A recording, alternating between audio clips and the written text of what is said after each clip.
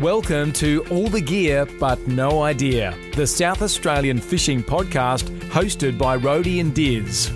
The boys will share their tall tales of the one that got away, as well as some regular segments they know all you fishing tragics will enjoy.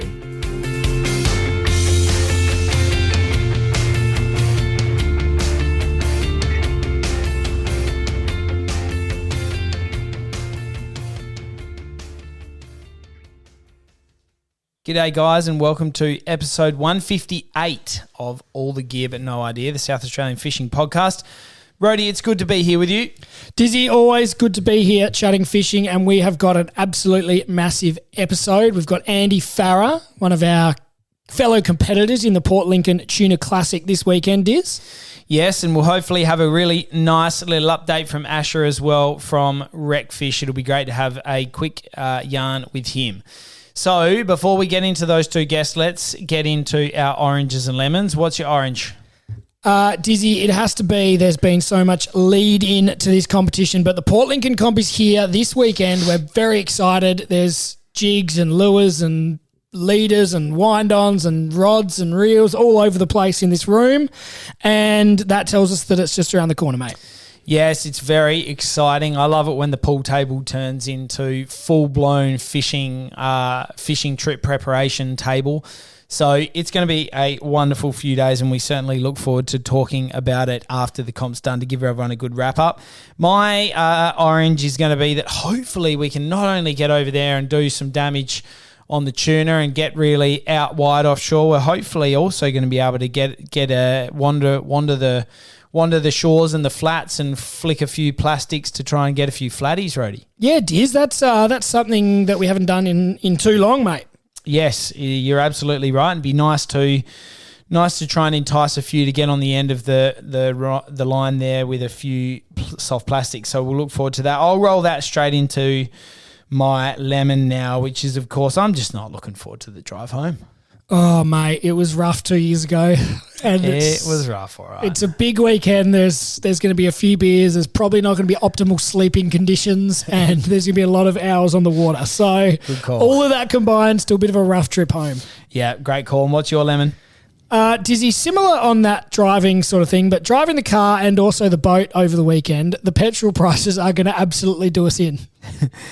Yeah, they certainly are. They certainly are. I filled up my car the other day at Servo around the corner. It cost me $185. Oh, how many litres was that? I think it was about 70 litres. Yeah. I was pretty close to empty, but I walked in. He said, that'll be $183.25. I said, sure, here, do you want my kidney while you're at it?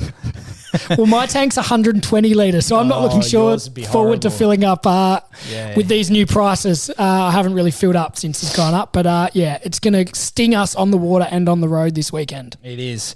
All right, Rody, what's the merch update? What do we got? Dizzy, same as normal. We got caps and beanies. We're still looking at a few other ideas. I still think the prop flag has got a bit of a future, so I think we might keep exploring that one, Diz. But that's it for the merch. Nice. And what about the socials or any comps? Dizzy, we have got a big competition coming. We're running a comp to see how many tuna we catch in the competition. So I want you to jump on our Facebook and Instagram, submit your guess for how many fish we will catch aboard Millaloo in the Tuna Classic this weekend. And we've got a Shimano 10,000 Socorro reel as the prize disc. $250 recommended retail price. It's a great tuna reel that will make a great prize disc, and we're going to launch that competition later on today or tomorrow, Diz, and we'll run that up until the competition starts. That's exciting, mate. It is a wonderful piece of kit. It's not hard to guess how many tuna we might catch. Of course, we've had some very successful years in the Lincoln Tuna Comp, and last year we absolutely smashed it. So, Rody, tell the listeners what they have been over the last few years. Dizzy, so last year you fished on Millaloo and caught 138 along with the team, and the year before we were on Going Grey and we caught 34. So you'd say we're trending in the right direction, Diz. Yeah, strong numbers. But we did say we'd give our listeners who actually listen to the podcast rather than just see the Facebook page or the Instagram post a bit of a tip. And the tip is I'm not sure we're going to get 138. Numbers are probably looking a little bit down. Is that fair? I think that's a fair statement. You might want to cast your mind back to 2024 and sort of think about some of those numbers rather than what was last year. But you never know, mate. When the tuna come out and they come out to play, and they're hungry, you can start bringing them in thick and fast. So I'm very much looking forward to a great weekend on the water, regardless of what happens on the fishing front. But it'll be good fun. So jump on that post, have a look, get your guesses in, and get around it because it's an epic prize. Rhodey, what else has been? I saw my phone was going off when you posted that thing about garfish. Yeah, it wasn't really a very good photo of you using the driving the boat and using the spotlight and all that, but it did get a bit of traction, didn't it, Dizzy? And that was interesting to see that some people do say they're catching plenty of garfish, but plenty are saying similar to us that there's not as many around, and you'd have to think that's partly to do with the algal bloom. Yes, good call. All right, that sounds good, mate. Well, let's get stuck into the news. Rhodey and Diz have been searching far and wide to bring you the latest news across all fishing in the state, and will give you the rundown on what you need to know.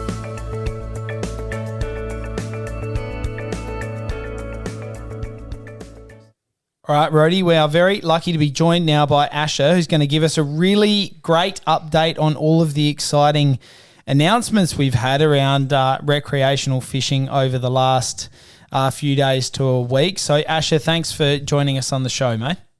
No worries at all, anytime. Very good. Now, Asher, we just wanted to mostly talk to you about what the state government, Malinauskas, has announced is in the plan, sort of assuming the Labor are going to win the election again. But we just wanted to touch base on some of that. And can you tell us what you know about the new South Australian Recreational Fishing Authority?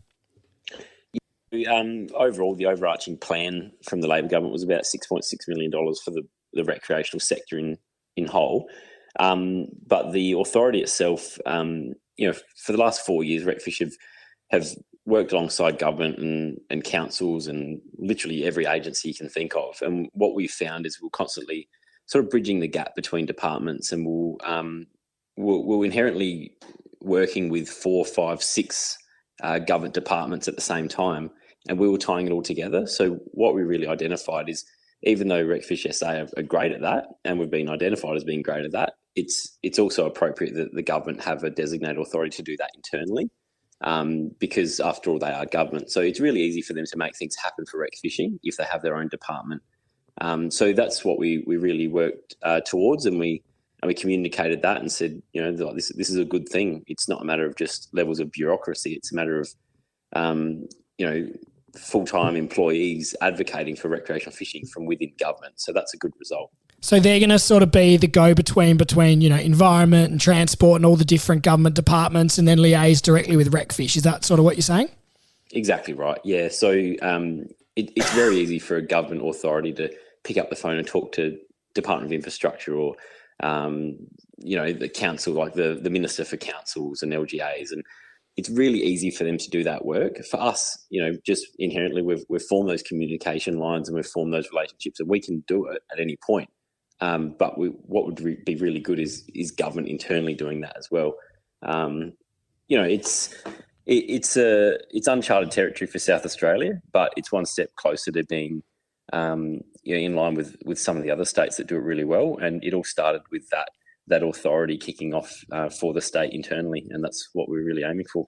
Very good. Well, hopefully that makes your life easier, and I'll tell you what else will make your life easier. $1.75 million in additional funding to RecFish over the next 4 years. What do you got plans on that with?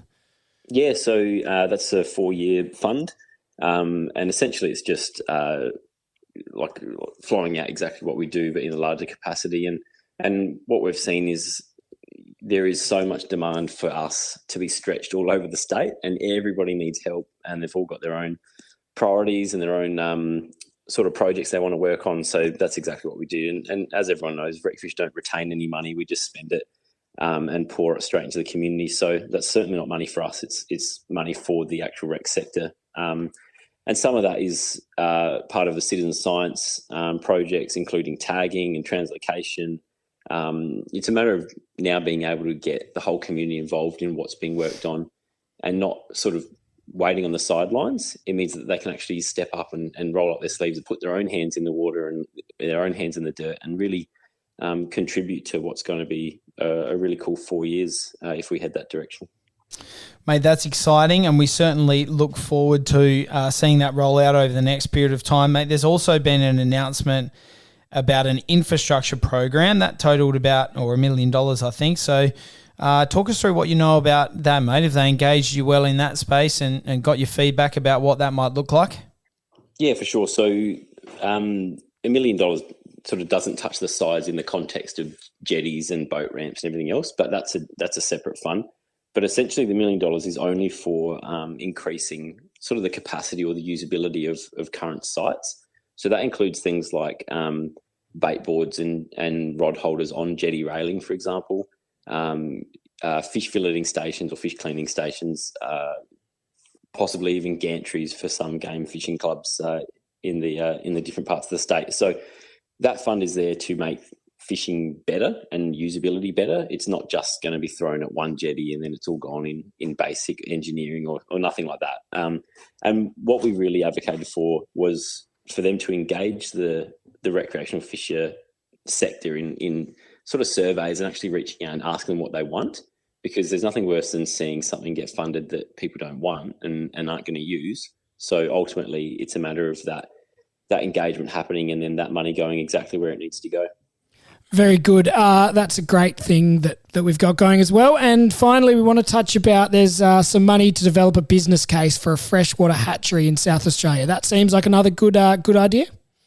Yeah, so we're heavily engaged currently as part of the fish stocking planning.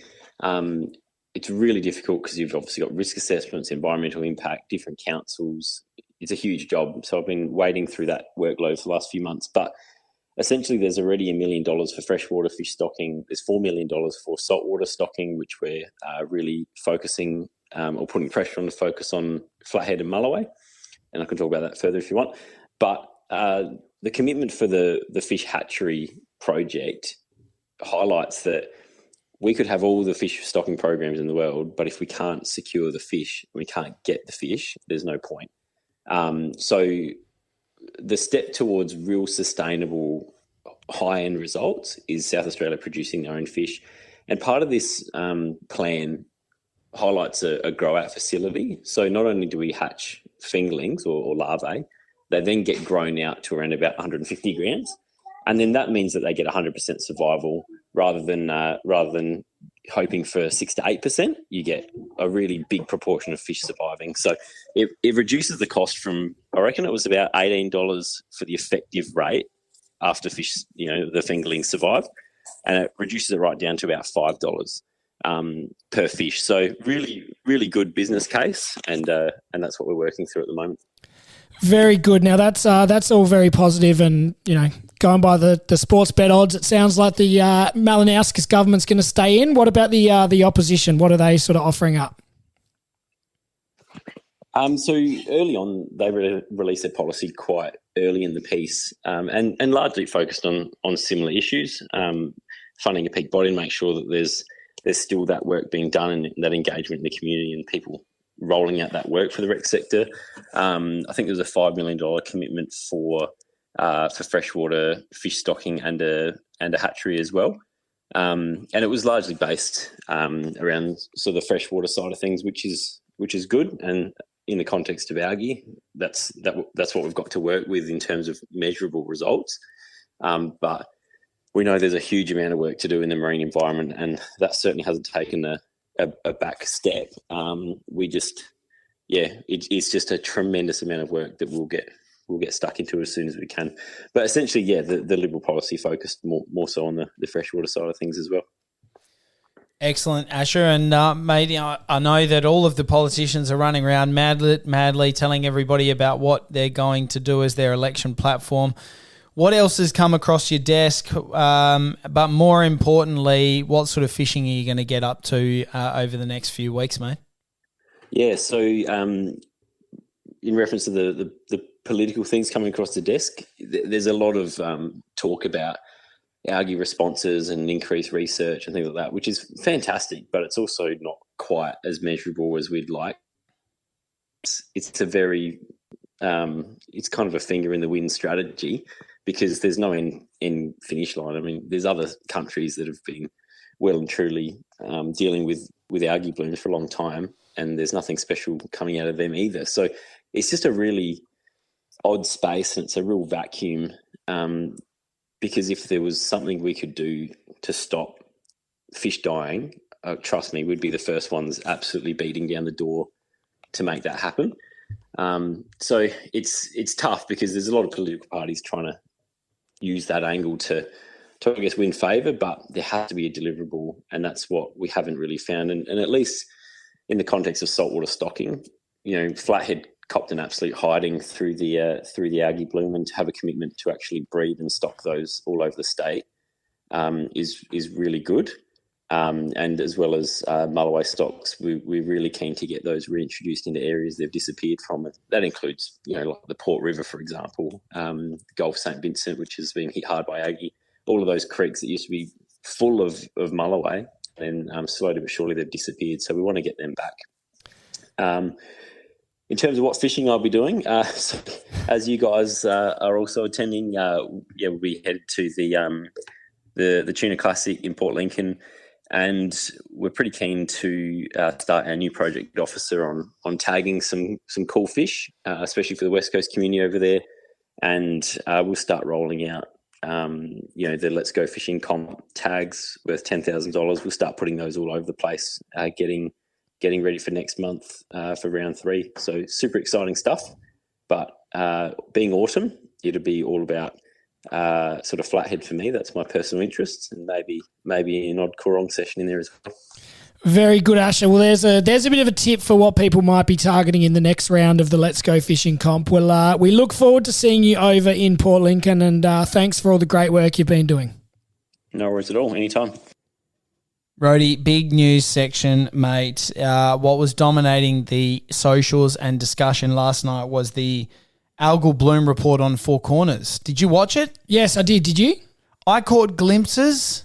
I didn't watch the whole thing. What'd you think? I thought it focused too much on like 3 or 4 individuals that had bad symptoms that maybe aren't a good representation of everyone who hasn't had a lot of symptoms. And then it didn't really focus on the fish stocks, the science, what the experts have got to say, and what the future might hold enough. I mean, I can only talk in our personal experience, but when we were over on York Peninsula, where clearly there was something in the water that was irritating people. Yeah. It was a slight cough. Yeah. And nothing else. And I get that people with, different respiratory illnesses might get much more symptoms. Yes, of course. But it seemed like it was an hour of trying to, tear down the government, which is fine if they've done something wrong, but it was quite targeted at finding fault in the government, and it is a moving thing, and they were, doing the best they can probably, but it was targeting the government and then focusing too much on just a few outliers potentially that have had more symptoms than others. All right, good stuff. Well, let's cover off on anything else that's happening. So there is a bit of an update down in the southeast, Rody, the Cape Jaffa Anchorage development. Yes, Dizzy, there's new owners and they're rebranding the area Solace Bay. Wow.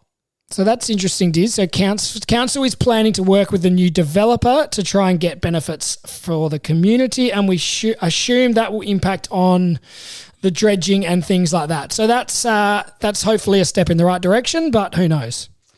Very good. And while we are down in the southeast, of course, very tragic news, very saddening news coming out from, it was Beachport, I think, wasn't it, that they were fishing, Rody? Those 3 people that drowned after the, they didn't return home. And then, of course, there was a large-scale sort of search and rescue operation undertaken, and unfortunately their boat was washed up on shore, and nobody survived. So very, very sad news. Of course, a timely reminder to everybody to take every precaution you possibly can. It's very treacherous. The ocean can change at any point. It has a mind of its own, if you will. So any precaution that you can take when you're heading out on the water is a worthwhile thing.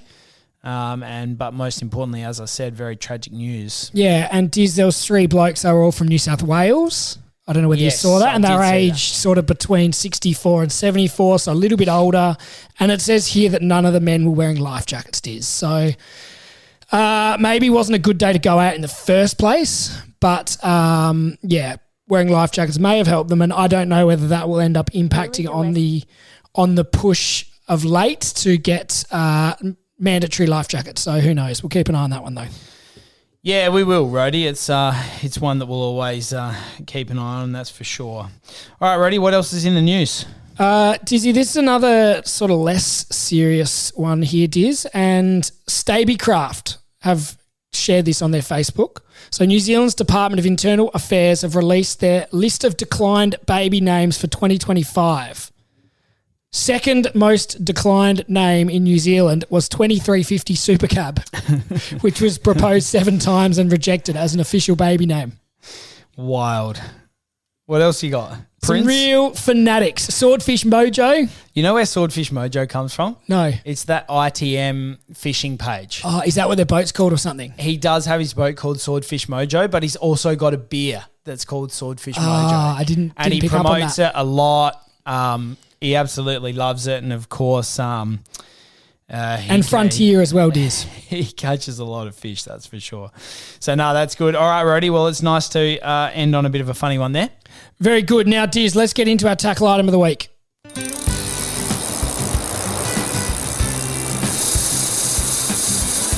Now it's time for Rhodey and Diz to really show you what it means to have all the gear with a lot of idea as they review a tackle item of the week.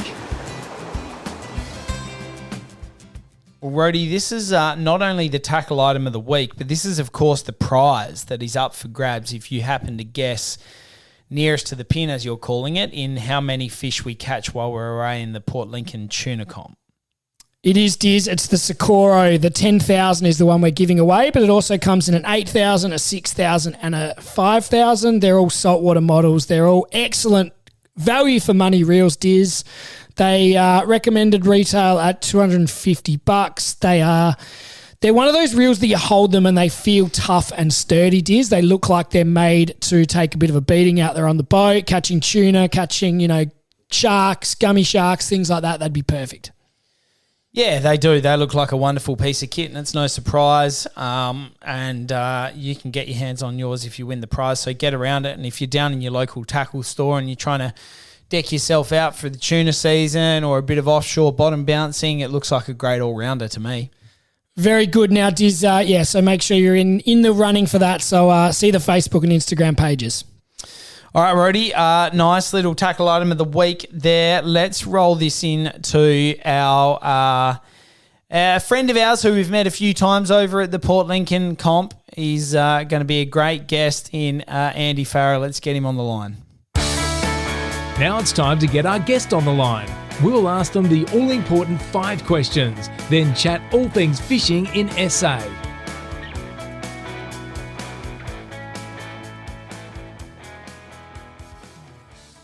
All right, Rhodey, we are very lucky to be joined by Andy Farrer, the captain of Catfish.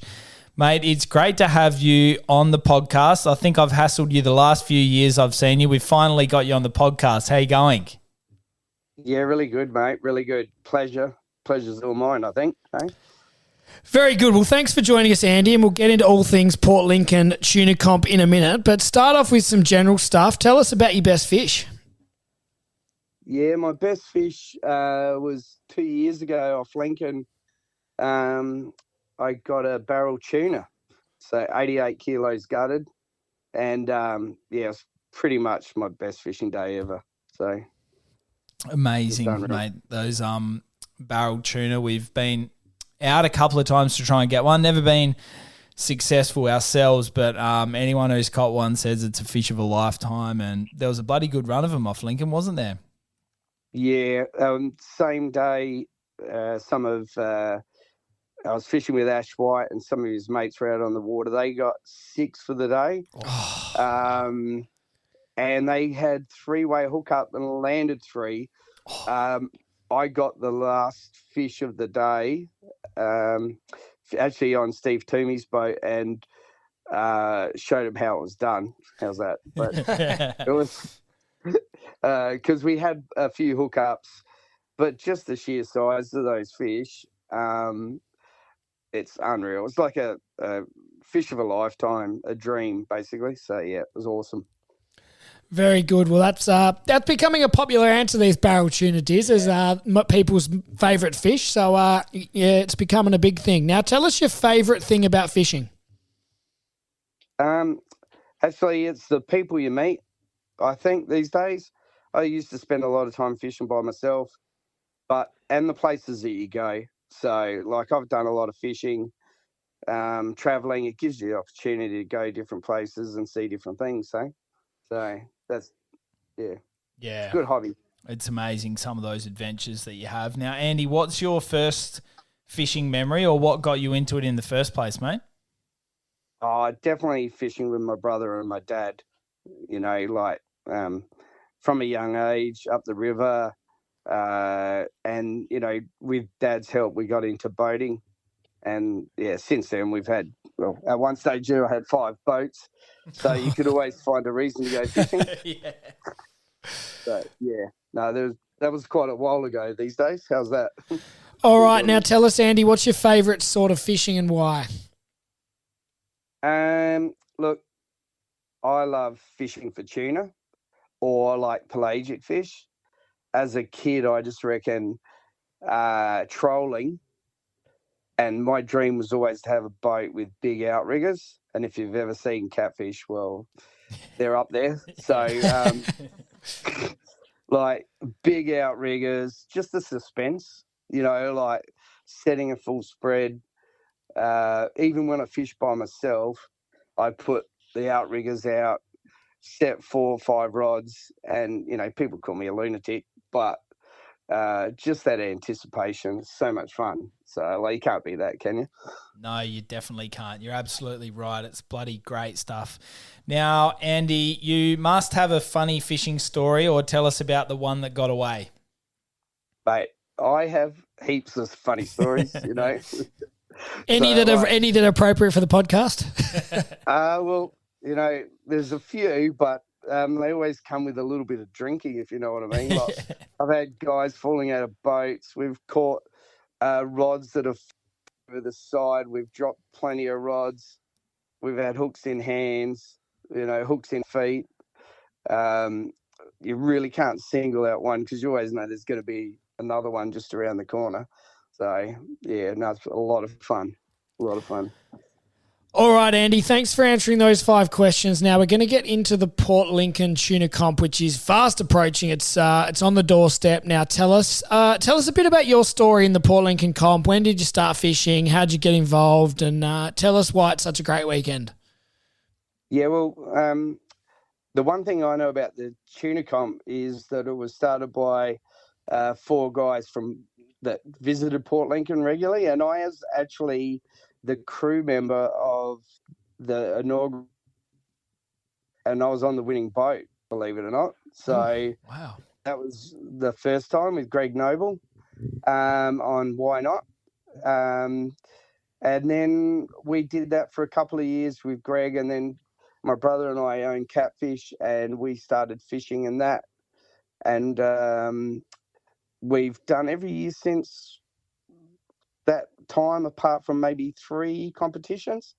So we've had a bit of practice, and I do spend a fair bit of time in Port Lincoln. So it's a great competition, and through the years, that Peter Tickle, and then Russell and Gabby, and then the boys Ash and Steve have done just an amazing job. It's brings heaps of people together, and we have a lot of fun. Yeah, we catch a few fish too. Yeah. We certainly don't have that history, but being involved the last few years, you certainly are right that there's just a bloody fantastic weekend. The boys do a great job in bringing everyone together, making everyone feel welcome, and it's just a wonderful, great weekend on the water, off the water, catching up with mates. It's a fantastic weekend, and like you said, the fish is sort of a bonus, and the last few years they've absolutely jagged the weather, and there's been plenty of fish around, so it's been good. And Andy, have you got a couple of boats fishing in it this year, mate, or is it just catfish? Oh, no. So my brother and I have got Black Hawk, so he'll be fishing that. So he's the crew. I got my girlfriend, Tanya, who caught the second biggest fish last year. She's back with me and my mate, Jez, his boys. So, we got a pretty reasonable crew. You just got to be out on the water, do your best, and see what happens. All right. Now, Andy, tell us about... firstly, when you talk about having two boats, is there a bit of rivalry between you and your brother then? Nah, look, we share the costs. Yeah. As you know, we tend to have a little Calcutta. And Dave and I have won it twice before. We're on the winning crew the first year, and I've come second a couple of times. So I've been lucky enough to put a bit of money in the bank, and Dave and I share that, so it's always good. So we share the costs and we share the winnings. So not too much. Yeah, very good. And you'll be going for top prize this year then, no doubt? I'll definitely give it a crack. Hey, it's amazing how much money, like 10 years ago, we would think the money was huge.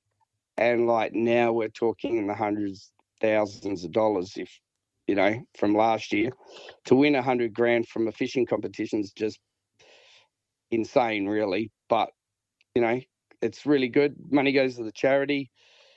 The brides do an amazing job for the charity. So, and the boys run a really good show. So it's all legit. And, hopefully someone takes the money, and hopefully it's me and my brother. How's that? Very good. Now, Andy, tell us about why you think the Port Lincoln Tuna Comp is so great. Is it, the fish, the amount of fish that gets caught, the company, the banter? What keeps bringing you back? Well, the best thing about Port Lincoln is its accessibility to the water, safe places to stay. The people are incredibly friendly, and they have a lot of pride about the comp, the people that have run it. And, my brother and I are sponsors of the competition as well. So our company sponsors it. So it's a lot of things. And all the people that get involved, help out, it's just a fantastic weekend. Yeah, we can certainly agree from our experience, Ash. Andy, sorry, you're right about that. Now, tell us, have you done much tuna fishing over that way this year or this season? Yeah, look, I have, guys. I've tried reasonably hard, and it's a really tough year this year. If the things change, hopefully things change, but it's been very tough. Oh, it's gonna bring out the best fishing comp then, Diz, will it? Will it a bit more challenge? Yeah, look, it definitely will. It definitely will. And let's hope they get the weather again. The last few years has been amazing. So if they get anything like the last couple of years, they'll be very lucky. And like you said, mate, hopefully the fish start rocking up in big numbers. But I mean, as we said, the weekend's just so much fun. Regardless, it's going to be a bloody great weekend, and they'll still do a wonderful show. That's for sure. Yeah, I hear you guys are fishing with someone who's potentially my number one rival. Yes, we've somehow I didn't manage to stuff it up too badly last year, so we've been invited back. We're fishing on Tony's boat, so we're very much looking forward to getting out there and getting stuck into it. We were on the phone to him the other day and doing a bit of planning and getting all excited with the gear getting out and making sure the lures are all ready to rock and roll. All of that anticipation that you get before a comp like this is half the fun as well. Yeah, well, what I'll do is on the Friday night, I'll bring out the rum and I'll take Tony aside and we'll see how you go the next morning, all right? If there's one thing I know about the Catfish crew is they go hard on the water and they go equally hard at the bar. So I don't doubt that for 1 second, mate. Yeah, look, we've got to keep it interesting, okay? All right, now Andy, tell us about your prep for this year. You got all your lines, rods spooled up with mono. You got your lures ready, or is it all pretty much same when you've done it this many years? Look, it is. I will do a little bit of maintenance. I've been watching Steve-O on his little Instagram posts and trying to learn a little bit more. But yeah, no, we'll be ready to go. That won't be a problem. We've got plenty of 10 kilo, and I think there'll probably be 20 rods across the top for various things, all ready to catch the tuna. All right, now Andy, we've fished this comp. Dizzy's fished twice, I've fished once. So compared to you, we're rookies. Have you got any tips for us? Is it keep things under wrap on the Friday night, or what have you got as tips for a? Not that you want to give too much intel to the opposition, but what would your advice be for any first timers? Look, don't go too hard on the Friday night. That is definitely a good tip. Don't go too hard on the Saturday night raft up, because that can get you in quite a bit of trouble. Just think positive, I think, because you know what? Time on the water, anyone can win it. It's a fish when it comes to the cow cutter. And then if it is hard fishing, you know, you've just got to be in the right place at the right time. So don't follow me. Follow the Vatican, I reckon. Good call, mate. It's been great to have you on the podcast. Thanks for having a yarn with us, and we're very much looking forward to catching up with you. Maybe just for one rum on Friday night, and then we might sort of step up the ante by Sunday. But great to have a chat with you, mate. Thanks for joining us, and we'll look forward to catching up. Excellent, guys. Thank you.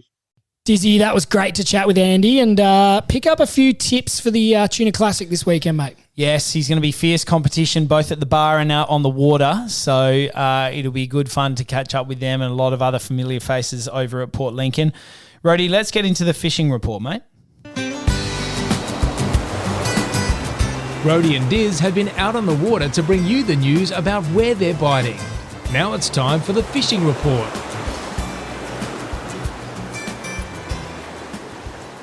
Well, we have to start with tuna off Port Lincoln, given that we have spent a fair bit of time talking about our very much anticipated weekend away at Port Lincoln this week. And I think it's fair to say, like you said, there's not an enormous amount of reports coming in saying that they're easy to find, they're everywhere, you won't have a hard time finding them. Yeah, that sort of seems to have been what we're hearing, Diz, from those that have been over there and got into a pre-fish, Diz. But as you said earlier, you never know what's going to happen in the next few days, and they could rock up in big numbers, but certainly sounds like the fishing was a bit hotter, 1 or 2 months ago? Yeah, sounds like it. I think from what I can read, not that we've obviously been down that way, it seems as though the fish is still pretty good off Coffins. Yeah, which is outside the competition zone, isn't it? And it is outside of the competition zone, that's right. So we won't be fishing there. And I'm sure there's been, like anything in fishing, good days and bad days. So let's hope that the tuna turn up and they want to play on the weekend, because it'll be a great time. But as we've said, there's no better parts in the world, in my opinion. It's a lovely part of the world down there. Great to get out and have a wonderful weekend with friends and family. So we're very much looking forward to it. Rody, the Flathead do rock up to Lincoln around this time. Dizzy, they certainly do. And I've seen Jake from Real SA Fishing, who we had on 3 or 4 episodes ago, probably, Diz. He's been getting into some flathead fishing on the beaches with soft plastic. So that's inspired us to get out there on the day before the comp and give that a crack, Diz. So that's a great pastime to get into.